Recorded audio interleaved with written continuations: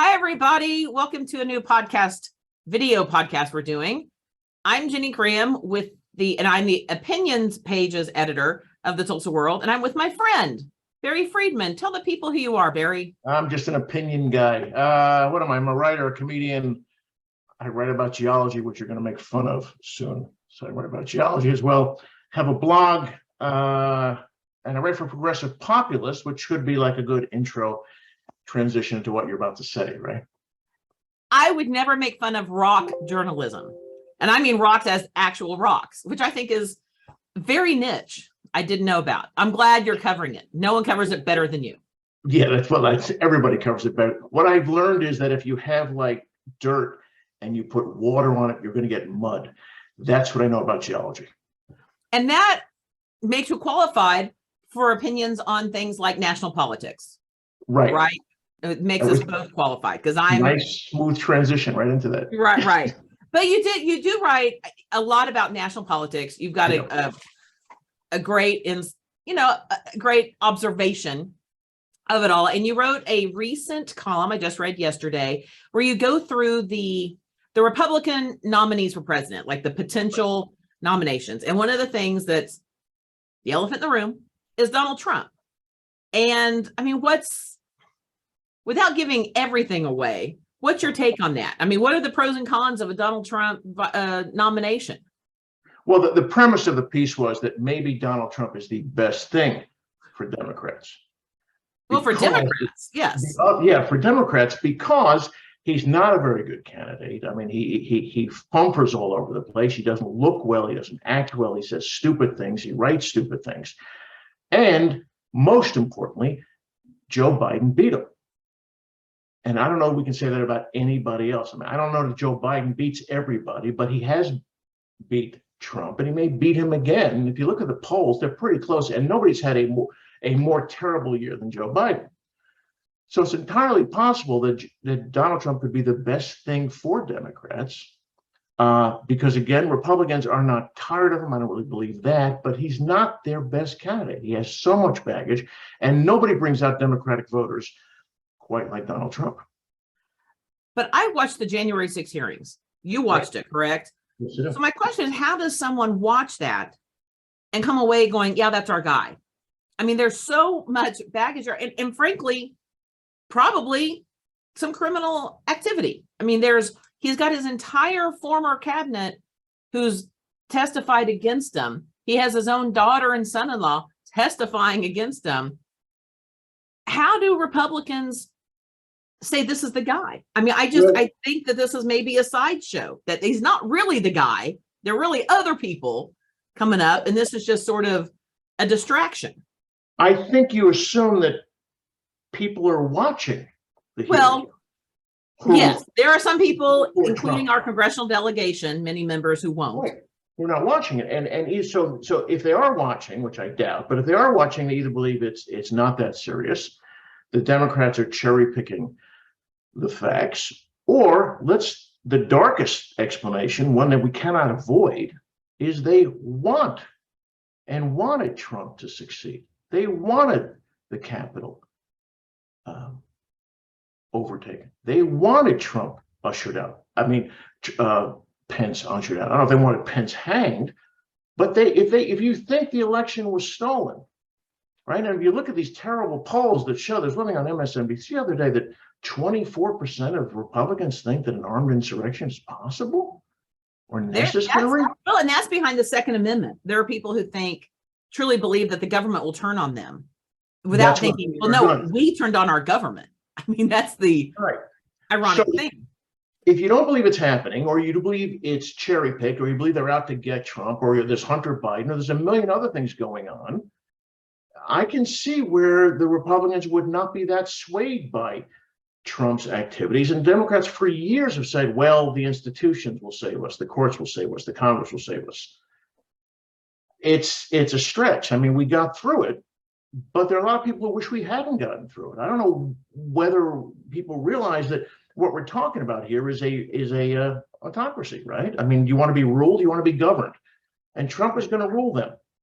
And if you're okay with ruled by Trump, then don't you also think? I mean, but we're spending all this time that us, also Democrats, the population, we're talking about Trump all the time. But don't you think that if you are in charge of the Republican leadership, you're like, okay, let's let people waste their time talking about this, and we're really going to start sinking our money and our attention into other candidates, knowing that, yes, he did lose to Biden, who's not a strong candidate. He does have this baggage. He might be indicted. Why take a gamble on that when you can put up a DeSantis or a, whoever, they're kind of doing that under the radar. So everyone's sort of, the media and everyone's sort of looking over here and not over here. Isn't that possible? I think the media wants to think the Republicans are in disarray, and Republicans have no idea what's going to happen, and they're internally destroying themselves on what to do with Trump. Look at the numbers. I mean, he's still filling arenas. He's still out there far ahead of even DeSantis, although it is getting closer in New Hampshire and Michigan and obviously Florida. But, there's no reason to suggest that Trump is not who they want, because, again, the election's close. He could beat Biden again. Biden's not doing well. And that hold that Trump had on the party that a lot of people thought would dissipate once the election was over, I think he's still got it. I mean, although what I don't understand is when you look at policy, like why everyone talks about Trump's policy, whether it be the wall, whatever it is, you can still find other people to carry that who back those who aren't so personally offensive, that they're not going to mock people who are disabled, who aren't going to have this corruption going on and possibly encourage an insurrection. That's where I'm stumped. Like, why is it this guy? I mean, DeSantis and Ted Cruz and those guys do the same thing. They'll enact the same policies. They gave him Trump gives them 95% of what they want and some bad tweets, which they probably don't want, right? But Trump won. That's why Trump is where he is. Because somehow in 2016 he beat Hillary Clinton. Hillary Clinton was probably the only candidate he could have beaten was Hillary Clinton, and he did. And he's got 3 Supreme Court justices on there who will be there forever, right? Right. And he talks good, and he talks strong, and he gives the base something. He gives them red meat. And I think if you're Mitch McConnell, you think, well, I'd rather not have Donald Trump, but how much am I going to annoy the base by saying that? And, you could give DeSantis some credit, you give Cruz some credit, you give Asa Hutchinson some credit by saying, I'm going to run against him anyway. But that could be a bloodbath. That could be really ugly. So who, if not Trump, who do you think gets the nod? Oh, if Trump doesn't get the nod, I right now I put my money on DeSantis. Think so. What about Pence? Because I'm hearing more and more about him because he has his conservative bona fides. I mean, without a doubt. But he also ended up looking good to Democrats for doing the right thing during the insurrection, which is to go ahead and do what he was constitutionally required to do. So he ended up looking like a statesman.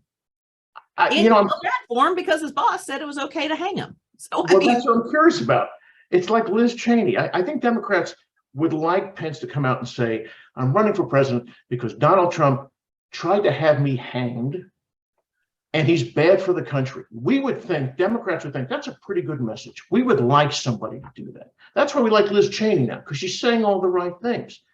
I don't know what Republicans think of Mike Pence. I don't know what the message he can give them.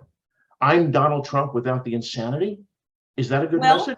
He certainly is forward looking. I mean, when you look right now, yes, Trump's pulling in a crowd, but all of his messaging is, I won back then. Look how big that they did back then. I was screwed over back then. Where Mike Pence, he won't say anything bad about Trump publicly, at least, but it's all about what he's going to do. And I think that's where you've got to kind of come down to is what kind of leader do you want? Someone who wallows in the past or someone who looks forward to what can you do in the future? And I think that's what Pence brings. I'm with you, but not being a Republican. I don't know what triggers are being hit by Donald Trump or Mike Pence or DeSantis. I mean, if you're an armchair political pundit, you can do all that. But I think for a lot of people, Trump is just the guy who is their guy because he keeps letting them know I'm on your side and I beat the people you don't like. And I keep beating the people you don't like. And the people you don't like are fixated on me. They're not fixated on Ted Cruz. That's true. But Trump gets people riled up on both sides. And I think that's why my column was that I think Trump would be the best thing for us, because he's not going to be as strong a candidate, I don't think, as DeSantis. I don't think he'd be a stronger candidate as even Ted Cruz, for that matter. Although, you know, because again, I don't like Ted Cruz, but there are people out there, again, if they look at Ted Cruz, they look at any of them, 95%. Asa Hutchinson is with Donald Trump 95% of the time. Mm-hmm. He signed a bill about abortion in Arkansas without exceptions, and then said, well, I wish there were exceptions. That's it. That's leadership. That's better than Trump. And Hutchinson could say to the public, I'm not Donald Trump. I'm not going to make fun of disabled people. Well, and that's what I was getting at. Like, you can find someone who embodies all of those policy measures who aren't just personally offensive to people. Unless and just the tweets and the whole thing. I mean, I think people got tired of every day having to think, what now? What everyone every day had something. The presidential politics was just in your face all the time for 4 years. It's like, what crazy thing now? And that's gone away. Even my kids noticed, they're teenagers. They're like, you know what? It's been nice. So we go whole weeks without thinking about our president. I do kind of, maybe I'm optimistic, but I think there are people who like that, who don't want to be fighting all the time. We've gotten so far away from, just recognizing differences. Now everyone's got to hate somebody. Everyone's got to, and that's what that stirred up. And that's what he stirs up. It's not healthy for the nation. And surely they can find someone else who can get their policies across without stirring up that base hateful type emotion. So why don't you think more Republican legislators, like the ones here in this state, in Oklahoma, don't distance themselves more from Trump? Because I agree with you. And they will tell you privately, and Langford has said, I don't want my grandchildren, I don't want my children to look at Donald Trump as a role model, right? Right. But why then don't they come out publicly and say, this is not the Republican Party, this is not what we want for the nation? Why don't they do that? I wish more would. Yeah, because it's not gonna travel well in time, especially at this point. Like, and here's the thing: Oklahoma is going to vote for the Republican president no matter what. I mean, it doesn't matter. I mean, Barron Trump would carry Oklahoma. I don't even know which one that is. Yes, that's the anyone, the youngest one. Yes, I mean, so it doesn't matter. Yeah, but at this point, when you have choices and you see what's happened with January 6th, you have to say, you know what, that's too far, because you know what, that's what the Republicans did when Nixon and Watergate. And Nixon, arguably, Watergate wasn't nearly as bad as a January 6th insurrection. But his party went to Nixon and said, you know what, you were over the line. You've got to go. The Republicans did the right thing then. Right. That's the dark side. Mm-hmm. Maybe it's not enough to push them over the edge, push them away from Trump, is because they want Trump to succeed. They wanted the insurrection to succeed. Now, they may not say that out loud, but how else do you explain it? I mean, did anybody give a more forceful speech than on January 7th than Mitch McConnell about how Trump was responsible? Right. Morally, ethically responsible for it. He said in that one book, New York Times writer, he was elated that after 1/6, that the best news was we were finally done with Donald Trump. Mm-hmm.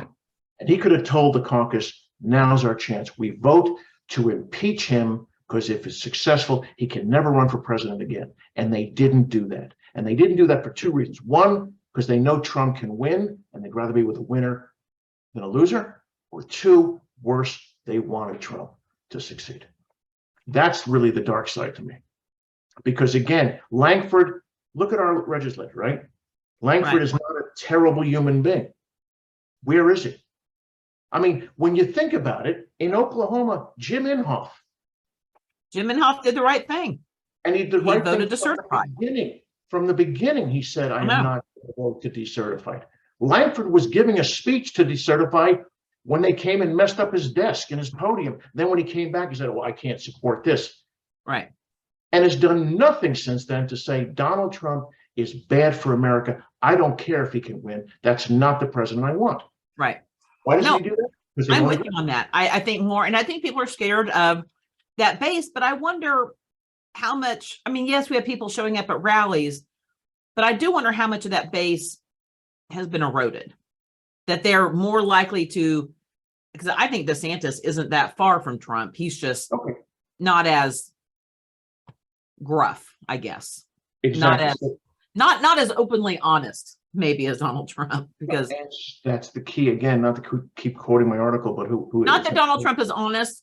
I should say but Donald no, Trump knows what he's thinking. Everybody who'd run against Trump,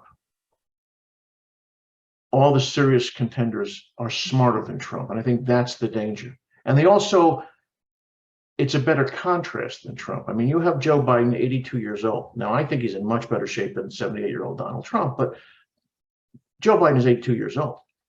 Put him up against a 48-year-old Republican who stays on message with a full mane of black hair, right? Oh, the energetic. It's that, yeah, it's the John Kennedy thing. It's, right. Just the energy someone would bring to the office. It's not a good look. And so I think for a lot of reasons, DeSantis is smarter and Cruz is smarter and Rubio is smarter and Hutchinson is smarter. They're all smarter than Trump. They can't fill arenas like Trump, and if Trump can still fill arenas, but they don't bring out the base. They don't elicit the kind of hatred that Trump does, which will bring out Democrats. I mean, that's one of the reasons I think Joe Biden won, because he didn't annoy to the point where they would come out and vote against him. And that's why he won, I think, in large part because he didn't upset the 11 undecided voters left in this country. So you did not mention in there the possibility of a Vice President Kevin Stitt. What's up with that, Barry? Well, again, my opinion is Stitt.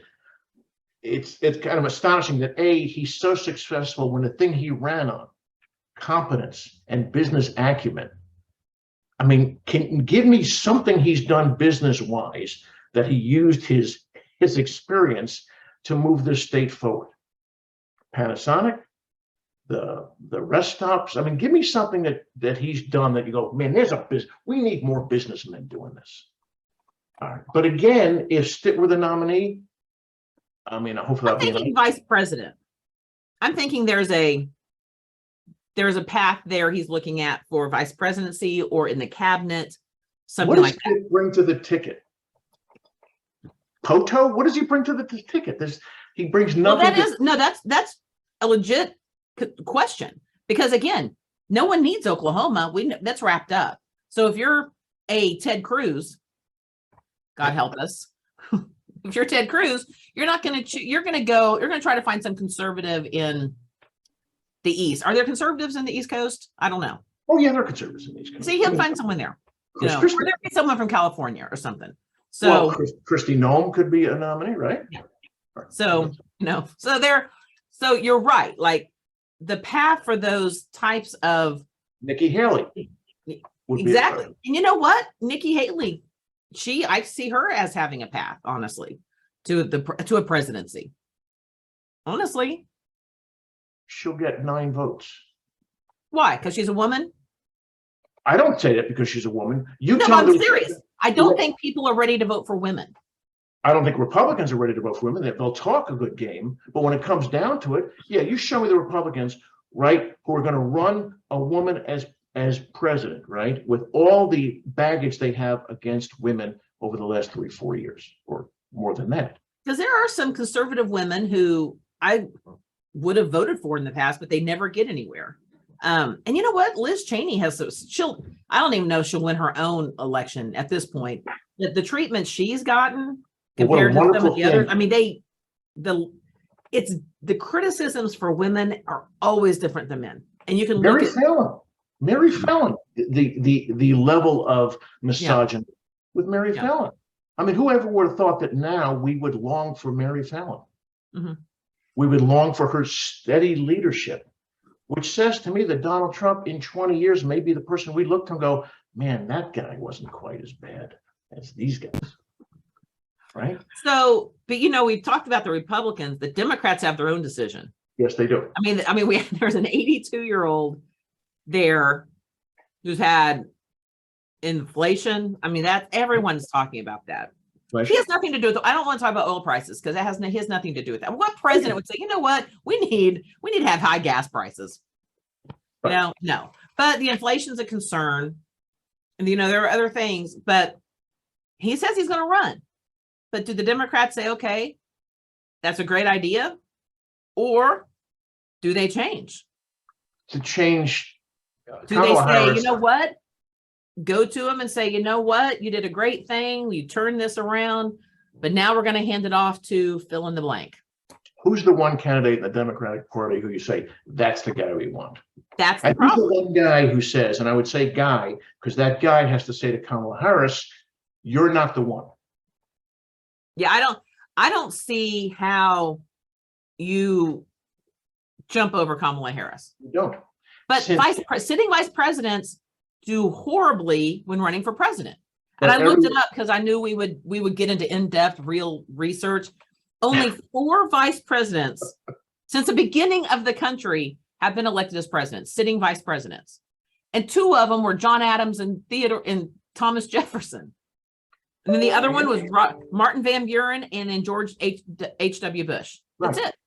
And since Harry Truman's vice president, Alvin Barkley, right? I didn't even know who that was. So, right. Factoid of the day.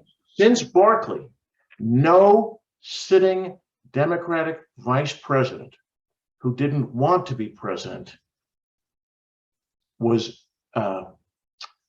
given the nomination. Think about it. She's the and first. If she wants it. And I know she's the first woman of color to have that seat. How do you not, as a party, say, you know what, you've earned that, we're going to give that to you? Right. But the reality is, looking at history, sitting vice presidents don't do well, and people still don't want to vote for women. I'm convinced that women just have it harder. Joe Biden is the best chance Democrats have of retaining the presidency. Really? That's my prediction. What about like a Cory Booker? Again, how does Cory Booker jump over Kamala Harris? I know. How does Cory Booker say to the Democrats, we need to push out this old guy, right? Who arguably did some very good things. If this latest bill passes, Joe Biden's done, as you say, with your children, said it, right? There's a maturity. It's running smoothly. There's a maturity to the presidency now. Right. And I think the country works really well if we're going to argue about block grants and cafe standards. I think the country's fine that way when we're not talking about DNA and who we are and whether the democracy goes forward. Right. Yeah. And Biden can make that case because you don't wake up every morning, listen to the radio and hear the president today and you go, what did the president do today? Yeah. You don't have that with Biden. Now, again, if you're going to argue with Biden over the economy or gas prices, that's in play. I don't know how you say to that man, you can't run for president. Now, if he decides not to run, that's a different story. But I don't know how you push him out. I don't know how. Now, again, I did find a statistic. This I found interesting. 69% of Democrats in this poll, and I think it was the Harvard University Harris poll, 69% of Democrats said Biden shouldn't run again.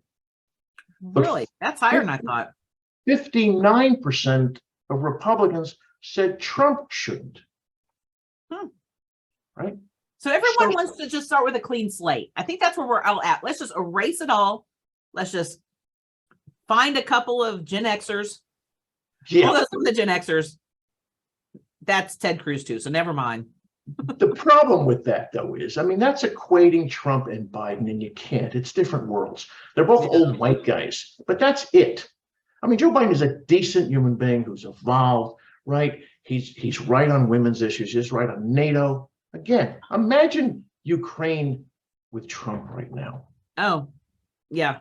And don't say, well, because if you were president, Putin wouldn't have invaded. No. Well, imagine Trump right now trying to get NATO together, or would he even have NATO to put together? So, but looking past Trump and Biden, give me the strongest Democrat and the strongest Republican out there. And who do you got? Cory Booker and Ron DeSantis? Okay. Maybe. That could be a good race. I have a harder time with the Democrats than I do the Republicans, honestly. I don't think the Democrats have a very deep bench there. And you know what? We're also kind of thinking of people in Congress. I'm not as familiar with the governors, but you think that's where Bill Clinton came from? That's, I mean, a lot of good presidents have come from the states as well. So maybe there's something there that we don't know about, or that's not come up to my attention. The other thing we don't know about is in 2022, we are 2 years away. In 2014, nobody was taking Donald Trump seriously. True. So we don't know what else is out there. But right now, I mean, who do you have the strongest Democrats? Harris, Buttigieg, Booker. So it's the same cast of characters. Well, as before. No one's really new. So what about Andrew Yang's new political party? There you go. People say they want a new political party and they want common ground, but they don't. Name me one Republican who's ever said to you, or ever said to me, or ever said to any Democrat, listen, let's find some common ground on abortion. Let's find some common ground on guns. Let's find some common ground on the Electoral College. It doesn't happen. We are very happy in our camps. I'm not equating the camps, but we're very happy in our camps. Right. Right. I mean, name me a pro-choice Republican. You got one? No. But I do know some pro-life Democrats. Right. No pro-choice Republicans. So where's the common ground? Give me one Republican who will say we have to do something about guns. I think the only common ground on those cultural issues, and where we're, with like abortion, it's the exceptions. That's the only way you get common ground. Is, well, I'm pro-life except for rape, incest, whatever, which means you're pro-choice, because whenever you've got an exception, you're allowing for choice. But I think those are the only ways. But I mean, third parties always arise because, someone's mad they didn't win something. Is what it comes down to. And I don't know. I mean, Andrew Yang is my kids were obsessed with him. They wanted me to vote for Andrew Yang, and I'm like, you guys, no. So I don't know. Third parties aren't my thing. I mean, I think of Ross Perot. I think of, kind of they're fun, but they can also be quite disruptive. Right. I don't know if it adds to the conversation and makes, what I mean? Like makes headway on some of those hard conversations like you're talking about with abortion and those kind of things. So do you just take our two existing parties and for a while reform them? The third party to me always comes from, if you think about it, they come from moderate Republicans, right? Which there were none of, except they're not very vocal. I will say this. Yeah. So Christine Todd Whitman. Extremes of both parties could take up a lot of wind. So Christine Todd Whitman and Andrew Yang, right?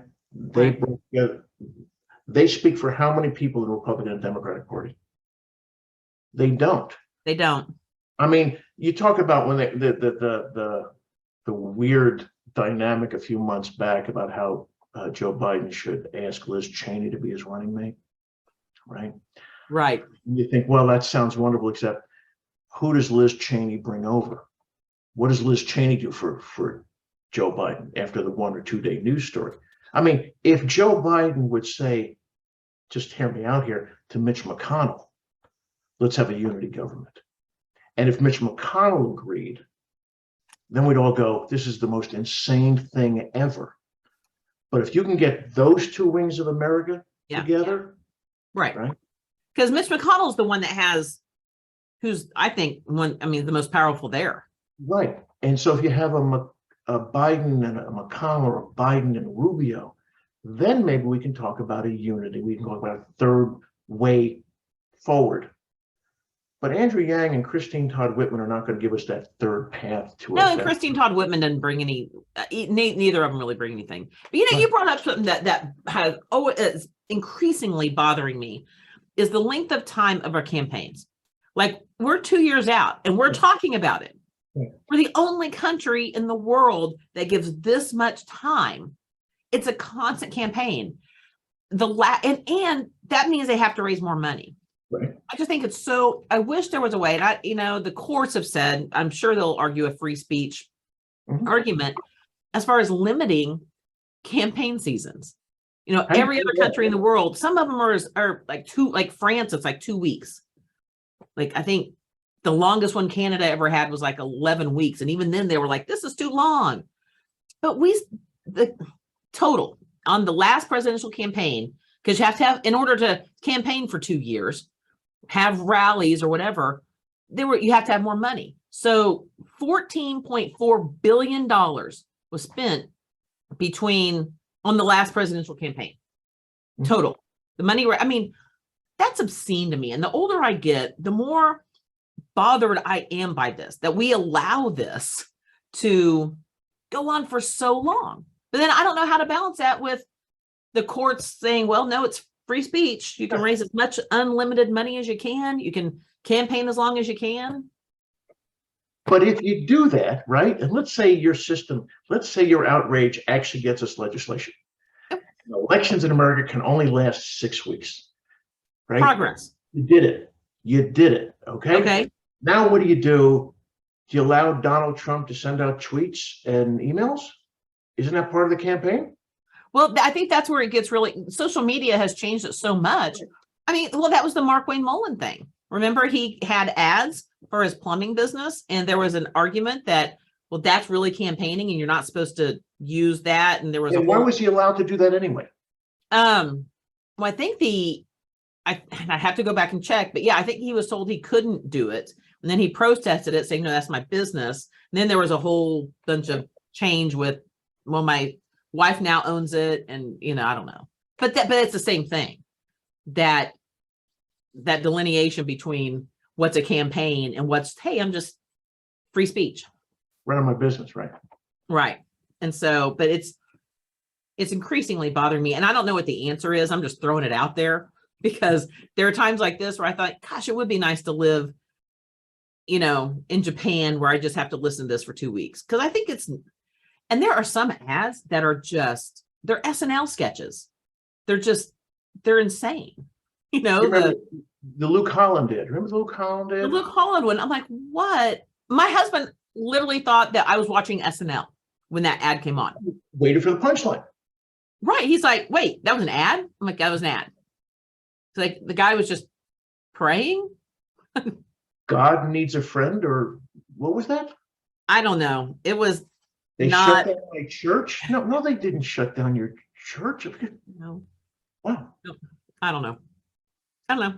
That was Inhofe's guy, by the way. That was Inhofe's guy. It was interesting that Inhofe came out and said they had problems with Mark Wayne Mullen. That was kind of interesting. I looked it up. You know what the problem is he had with Mullen? I thought it would have to do with the fact that Mullen was kind of wishy-washy on the decertification, right? But every member of the Oklahoma delegation voted against certification in the House. Apparently, Inhofe's problem with Mullen was the time Mullen went to Afghanistan to save whoever he was saving, and Inhofe correctly said it was a publicity stunt, and we should stop putting people in danger, military men and women in danger, so you can score some political points. Yeah, Inhofe was right on that, because imagine the political fallout had a congressman been kidnapped in the Middle East. I mean, that's what he doesn't realize, that would have put our country and administration in a really difficult position had he personally been kidnapped. And he didn't have the insight. I mean, these were all CIA covert op kind of things, trying to get some people out. He's not, don't interfere with that. So yeah, I could see Inhofe's pretty sensitive to that. And how much thanks would Joe Biden have received if he went after and got Mullen out? Oh yeah, exactly. So we have solved how many world problems here? Not bad in like 37 minutes, I think. Not bad. We've got so many more topics to talk about. We need to do this again. Okay. This was fun. So how do people know how to find me at Tulsa World, tulsaworld.com, and pin the section. How do people find you? Well, they can go to Barry. No, they know my own website. FriedmanofthePlains.com. Friedman of the Plains, exactly what it sounds like. My friend Charlie Pierce at Esquire gave me the name, and I've usurped it, and I've been using it. I'm on Substack. I'm on Facebook way too much, but best place to go to get all the stuff would be FriedmanofthePlains.com. And I'm at Ginnie.Graham@TulsaWorld.com. So if you have topics you want us to talk about, if you want to complain to us, feel free. About the topics we talked about. Probably read it and then discuss it. So that's fine. But Barry, it's always a pleasure. We're trying to limit because Barry and I have spent 3-4 hours solving the community's problems. No one knows about it but us, but they're all solved. They're all solved. Don't think they're not. They're solved. Exactly. So until next time, we'll see you all later.